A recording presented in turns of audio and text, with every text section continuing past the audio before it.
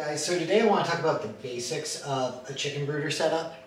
What I've done for this year is I'm going with one of the galvanized stock tanks that they have at Tractor Supply that they keep the chicks in there. I literally went in and asked, do you have that available for purchase? So it's a 4 foot by 2 foot oval.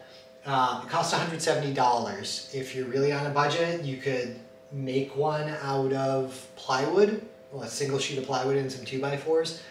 Of course, these days that means, I don't know, you're probably into that for $60 or $70, and this can be reused for a lot of different purposes. Comes with, well, it's sold separately, but you have to have this heat lamp here. And then they sell them in 2-packs, probably for a reason. These are 250 watt heat lamp bulbs. It's a 2-pack because if one of these dies, you're going to want to have a replacement handy.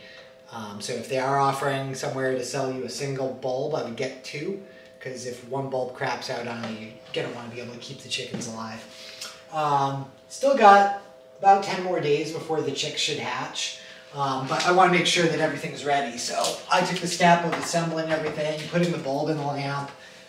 It turns on, so making sure I don't have to worry about that stuff when the time comes. And then you're going to need pine shavings, are the most common litter that people use. You're going to want 1 inch or 2 of that in the bottom. I went with the flakes, like the larger flakes, because I found in the past that sometimes the chicks will eat the smaller stuff. And I don't know that that causes them any problems, but I don't know that it doesn't. So I thought a little bit bigger might be better. And that's about it, guys. It's a pretty basic setup. There's a lot of different ways you can do it.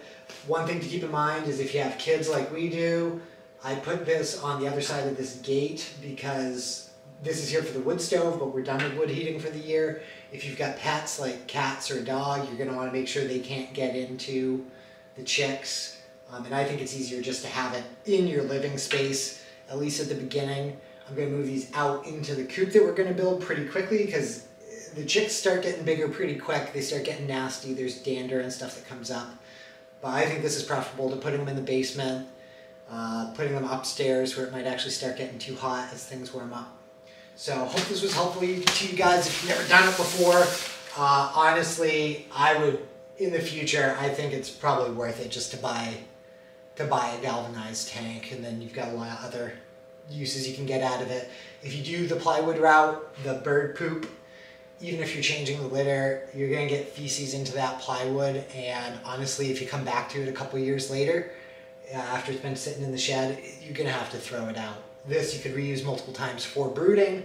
It's easy to clean out, and you can do other things with it. Alright, thanks guys.